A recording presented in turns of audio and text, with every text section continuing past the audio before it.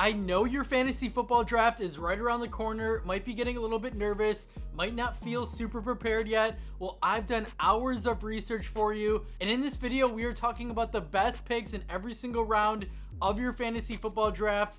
Get comfy, relax, grab a snack, grab some caffeine. We got a white monster. Let's jump into it. Starting in round one, obviously there's not a best pick because everyone at this spot is an elite talent. Starting with Jamar Chase, I mean, it's pretty simple. He went berserk his rookie year with Joe Burrow, over 1,400 yards, double-digit touchdowns, and really ever since his rookie year, he's either been injured or Burrow's been injured. If you get a healthy Burrow and Chase this year, Chase could very well be the best player in fantasy. He has that ceiling. He has that skill set. I'm not really worried that he's holding in right now. He's going to get his contract, I would assume, soon.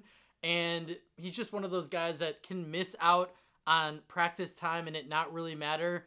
And then for A.J. Brown's sake, went on an absolute tear the first 9 weeks of the season. He was the wide receiver 3. And then the whole Philadelphia offense just crumbled. I think a lot of that blame goes on the offensive coordinator. Now, thankfully, they bring in Kellen Moore, who I think is a very good OC. I think he's going to elevate this offense tremendously. And I think A.J. Brown is going to be a big part of this offense. It wouldn't shock me if Brown finishes as the wide receiver 1 overall this year. So, obviously, I love Breece Hall, Bijan Robinson. If you just want to get an elite running back, then grab those two guys. In round 2, I'm going to give you a couple players that I think are the best picks. An earlier round 2 pick, a middle, and a late, just to give everyone a shot at getting these guys.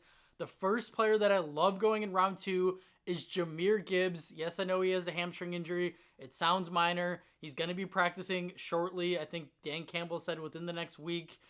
And a lot of people fade Gibbs for this very odd reason that I'll never understand, because David Montgomery's in the backfield. But we saw what it looked like last year with David Montgomery in the backfield, and Gibbs still had 11 total touchdowns, and he didn't really see a full-time role until week 7 last year, racking up 1,200 total yards, 5.2 yards per carry, and was the RB3 from week 7 on last year. So it's not like Gibbs went crazy the back half of the season because Montgomery was hurt. No, he already did it with Montgomery being a rookie and not really seeing a ton of work until week 7. So he's a smash pick at this spot on an elite Detroit offense, running behind one of the best, if not the best, offensive line in football. And he's as explosive as they come. 3-down skill set, really good in the passing game. He's a guy that if we look up at the end of the year and he's the best back in football in terms of fantasy, I would not be surprised in the slightest. Another guy that I really like is Drake London, who a lot of people are scared to draft London, and I understand why. But he's in a completely different situation this year with a huge upgraded quarterback in Kirk Cousins. But I think even more importantly, an entirely new coaching staff, Raheem Morris at head coach, Zach Robinson at offensive coordinator, who's coming from the Sean McVay tree. So he doesn't have to deal with Arthur Smith. He doesn't have to deal with Desmond Ridder. He has massive upgrades at those two spots, and he's a 6'3" athletic freak who's an underrated route runner, contested catch machine, has all the talent in the world. Like, the breakout is here, and it couldn't be more evident. 43 wide receivers ran more routes than London last year. Like, what? So London also just wasn't getting the volume that he needed on a terrible offense with a terrible quarterback. It's going to be a completely different story this year. If you want to win your fantasy football league, you have to take calculated risks. And if you told me that London was in the same situation that he was last year, then I would be out at cost. But he's not. On to my next guy. Talk about taking risks to win your league. You got to beat 11 other guys, or you got to beat 9 other guys, depending on the size of your league. You don't just want to draft good players. You want to draft guys who could be the best player at their position this year. And that guy for me at running back in round 2 is Devon Achane. Yes, I get it. He's a smaller back. He's not going to sustain his crazy yards per carry, per touch. I understand that. But I do think he gets on the field more than he did last year. He's going to get a slight bump. Miami's not going to give him less work coming off his rookie season after he just was dominant when he was on the field. They're going to give him more work. This is a guy that people are just pretty much scared about his size. I've already seen reports that this is Achane's second offseason training for football, because previously he was training for track. He wasn't trying to put on weight or muscle, but now he is. And I've already read that he's put on size and mass. So if, let's say, Achane is closer to 195 pounds this year, he's going to be absolutely dominant. Don't make the same mistake about fading Austin Eckler or Alvin Kamara early on in their career, where they were low touch, ultra efficient players. Don't miss out on one of those guys. That's what De'Von Achane is. You could take him, you could reach on him in round 2, or take him at cost, which is closer to the end of round 2, or if he slips into round 3, that's an automatic draft for me. Take calculated risks and bet on talented, explosive players in good situations on elite offenses with brilliant play callers, and that is De'Von Achane on the Dolphins. And then my final guy in round 2, who I think is a smash pick, if you want to talk about safety and guaranteed success, I've talked so much about this guy on this channel, like, I don't know how, I just can't love him anymore. It's Isaiah Pacheco, who is in a beautiful situation this year on Kansas City. Jerick McKinnon is gone, which last year in 7 games when McKinnon was not on the field, Isaiah Pacheco was the RB3, averaging 20 fantasy points per game, 20 total touches. He had 7 games last year where he saw a 70% plus snap share. So Kansas City already told us last season that they want to use Isaiah in a workhorse role, and now he could arguably be on one of the best, if not the best, offense in football. So his touchdown upside is ridiculous, and he's gonna be involved in the passing game. I have him charted out for 60 plus receptions. I believe he had 44 last year, so 15, 16 more catches with no competition in the backfield, attached to Patrick Mahomes on an Andy Reid creative offense. Like, he is a smash pick in round 2, round 3. I have no problem reaching on him. I have no problem if you want to take Pacheco over the likes of Derrick Henry or even Kyron Williams. Like, Pacheco is in for what I think is going to be a top 5 season at the position. In round 3, this guy I've been kind of going back and forth on, but I'm planting my flag, and that's Nico Collins. I think Nico Collins and Tank Dell are going to have massive seasons. Stephon Diggs is going to be the guy left out. You want to buy in on players that are on talented offenses with good quarterbacks, and I want as many pieces of this Texans offense as I possibly can get. I mean, Nico was second in yards per route run last year, and you can get him in round 2, sometimes round 3. If I'm on the clock and Chris Olave, Devontae Adams, Nico Collins, Brandon Ayuk, those type of guys are on the board, I am taking Nico every day of the week. His situation is too good to pass up on. He's too talented. Don't avoid drafting players because of target competition. We don't really know how this is going to pan out in Houston. I just think they're going to throw the ball a ton. I think Stroud has 50 touchdown upside, and I think Dell and Collins are going to eat. My second guy here is Jalen Waddle, who's coming off a rough year where he had unfortunate injury and touchdown luck. I don't really like to see that Waddle is currently hurt, because if he just turns into this injury-prone player, then that would be really unfortunate. I think he's going to be fine for week 1, but starting off already kind of banged up is a little bit concerning, but his upside, his potential is just too good to pass up on. He had a down year. He had a career low 4 touchdowns last season, but he still set career highs in yards per route run and targets per route.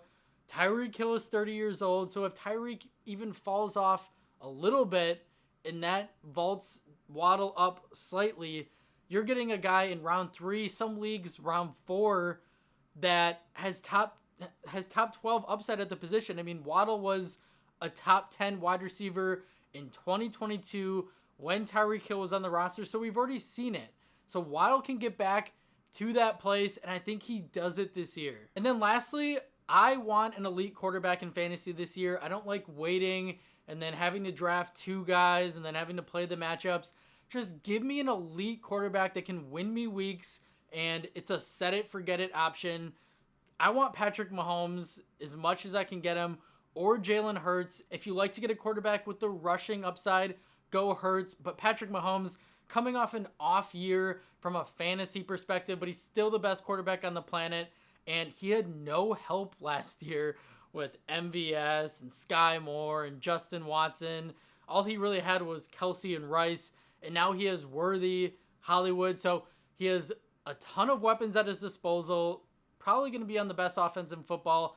I would love to just take Mahomes here, lock in that position. In round 4, this is wide receiver heaven. This is a wide receiver gold mine. Obviously, it depends on your league size, what platform you're drafting on, but these guys in this spot are chef's kiss.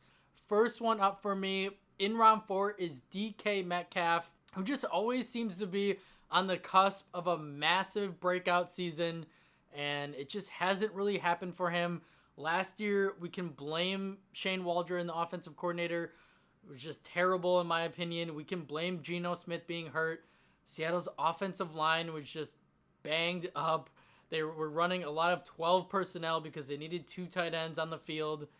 But DK Metcalf is one of those guys in a new offensive system with Ryan Grubb coming in at offensive coordinator, who I absolutely love. I think he's going to understand how to utilize DK to his strengths. And this is a guy that you're getting in round 4 that has 1,400 yards and 13 plus touchdown upside. These are the guys you take your shots on at this spot who could drastically outperform their ADP. Metcalf is still very young, very much in his prime, and I just think Seattle is going to be a really good team, a really good offense this year. My next guy who I would say I've slightly cooled off on him, and that's Cooper Kupp. I still love the guy. I think he's a tremendous value at this spot. I don't love drafting older wide receivers just because the wheels could fall off at any moment, or Kupp could continue to get hurt, which is just more common the older you get. Takes longer to heal, etc. So it scares me off a little bit, but I think if you can get him in round 4, if he slips into round 5, then you have to take advantage of that value. And even looking at last year, Kupp still averaged over 2 yards per route run, which is telling us that he's not cooked yet. A lot of his struggles last year came from him being hurt. I didn't see a massive decline in his play. Obviously, he dropped off in a little bit of his advanced metrics, but I still just think he was not right for most of the year. But he's a guy that you can get in round 4 that we know he still has that 8 catches, 130 yards, and a touchdown upside. If I'm drafting a Rams wide receiver, it's Kupp. It's not Puka. I know Puka slipped into round 2 before he was a first round pick, and I was like, no thank you. Fallen into round 2 due to his injury. I don't hate that price, but he's still just not a target for me. I would rather take Kupp 2 rounds later, who's another guy on a really good offense with a really good quarterback, really good system. These are the guys in the early rounds that you want to be targeting. Talented players on good offenses with good quarterbacks. Let's just keep it simple. In these first 3 rounds, you want to get surefire players. You don't want to be worrying about quarterback play when these guys are supposed to be the anchors of your team. Next guy who I think is an incredible, phenomenal pick in round 4, and that is CJ Stroud, who threw for over 4,100 yards in 15 games as a rookie.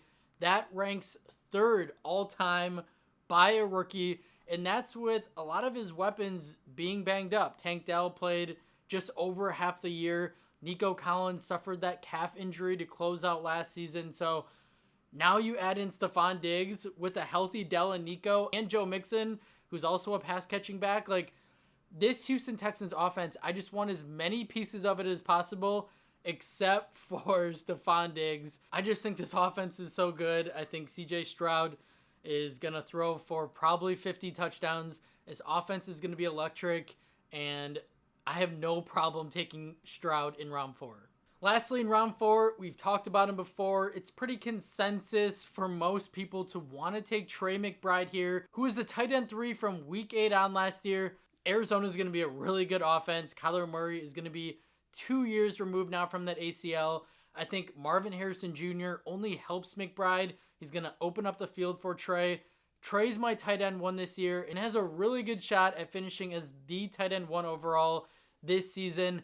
I ideally want one of the top tight ends, and if I can't get him, I'm waiting until round 9, round 10, and I'm taking Jake Ferguson, who we're going to talk about a little bit later. On to round 5, kicking it off with Kenneth Walker, another player who's in an upgraded situation, and everything that I've heard this offseason is that KW3, KW9, whatever nickname you want to use for him, is going to be the workhorse back in Seattle. This new coaching staff loves Walker. Offensive coordinator Ryan Grubb already talked about how he has a 3-tool skill set. He's an elite receiving back out of the backfield. This new coaching staff has no allegiances to Zach Charbonnet, so don't fade Kenneth Walker because of Charbonnet. I think this coaching staff doesn't really care about Charbonnet. That was a mistake of a pick in round 2. He's just an average back. They are going to feed Kenneth Walker, who's explosive. He has high touchdown upside. And if he gets receptions out of the backfield like they've already been talking about, he is RB1, top 12 upside at the position. Next guy who I love taking here, especially if I went CJ Stroud in round 4, give me Tank Dell in round 5, who is a phenomenal player, had an electric rookie year. From weeks 9 to 12 last year, he was the wide receiver 3, averaging 20 fantasy points per game. CJ Stroud loves him. We all love him. We were all surprised by him, but he's a talented route runner who can win at all 3 levels. He's not just the short, intermediate gadget receiver. He can work the middle of the field. He loves to work downfield as well. He's a big play threat. He's a complete package. I love Tank Dell in this spot on what's going to be one of the best offenses in football. And then lastly, in this round, give me Kyle Pitts, who I have in that elite tier of tight ends. Let me just say this. This is not the year. Heading into year 4, this is not the year that you fade Kyle Pitts. Arthur Smith gone. Insert Kirk Cousins as QB1. Pitts is a lock for 1,100 plus yards, 8 to 10 touchdowns, 80 to 90 receptions. Like, I just love Pitts this year. I'm so excited. We haven't seen this guy's full ceiling. He's been capped by horrible quarterback play, horrible coaches, unfortunate injuries. He's going berserk this year. Don't miss out on it. Take Pitts with confidence. I know it doesn't feel good, but draft Pitts this year. Just trust me. In round 6, the best picks. Ramondre Stevenson is going to be in a workhorse role this year with a new offensive coordinator that's going to run the wide zone run scheme that he ran in college, outside zone run scheme, whatever you want to call it, that he ran in college at Oklahoma, that he had a ton of success with, that he recently said it's his favorite scheme to run. Stevenson is going to go off. They paid him like a bell cow. He's going to be used on all 3 downs. Not worried about Antonio Gibson. This offense is going to be better with Drake May, with more weapons, with Polk and Baker. I love Stevenson. I think he's the cheapest workhorse in all of fantasy football. Another guy in round 6 who is a smash pick, and that is Rashee Rice. From weeks 12 on last year, he was the wide receiver 9, averaging 7 receptions, 86 receiving yards, and 18.5 fantasy points per game. I like to call Rice Amon-Ra St. Brown light, meaning he is going to give you what Amon-Ra St. Brown gives Detroit, but just maybe not as amplified. He's not as talented of a receiver, in my opinion, as Amon-Ra, but he's pretty dang close. And he's on a better offense, arguably, with the best quarterback on the planet, with 2 deep threats in Brown and Worthy, who are going to stretch the field. Rice is going to be a PPR machine. He's going to work the short and intermediate part of the field. Travis Kelce's 35. Rice is going to be the go-to target for the best quarterback on the planet. This pick can't get any simpler. It can't get any more obvious. Reach for Rice if you have to get him on your team. Like, he is going to go off this year. In round 7, this is the round for quarterbacks. If you didn't take Hurts, Stroud, Mahomes, who are my favorite targets at the position, then you have to take Kyler Murray or Jordan Love, 2 elite quarterbacks on 2 ascending offenses that are probably going to blow up this year. I mean, Kyler is, we already talked about him. He's 2 years removed from an ACL. He's got elite options to throw to in MHJ, Trey McBride. James Conner is one of the most underrated backs in the league. Kyler has the rushing upside that we're probably going to see more of this year. now that he is fully healthy. And then Jordan Love. I mean, people are sleeping on Jordan Love, like from a real life perspective and a fantasy perspective. The dude was a quarterback 5 in fantasy points per game in his first year as a starter. And he ranked 7th in passing yards and 2nd in passing touchdowns. And he went absolutely crazy from week 11 on last year, where he was the quarterback 3 in fantasy points per game, led the NFL in QBR, touchdown interception ratio, total touchdowns. He was completing 70% of his passes. Like, he could be one of the best passers of the football this year on another loaded offense with a ton of weapons. So if you haven't taken a quarterback, this is a good time to do so. In round 8, I love taking Jake Ferguson, who's my breakout tight end this year. I mean, it's pretty simple. Like, Dallas added no talent on offense this year for whatever reason. So they have CeeDee Lamb and pretty much no one else. They got worse at the running back position with Tony Pollard gone. They decided to bring washed Zeke back for whatever reason. I do like Rico as a flyer later in drafts, but Ferguson is going to be the number 2 target on what's going to be a really good Dallas offense again because of Dak and Lamb. Ferguson also led all tight ends in red zone targets last year.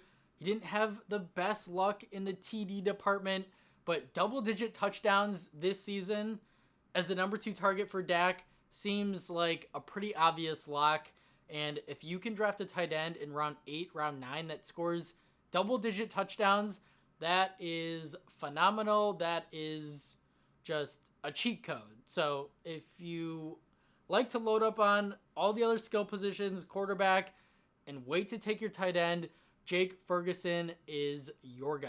Another guy that a lot of people are sleeping on, who's coming off a disappointing year, but not really, it's Javonte Williams. He's coming off a year where the previous year he tore his ACL, LCL, and PCL. So yeah, of course, last year he was going to struggle. He was coming off a gruesome knee injury on a terrible Denver offense.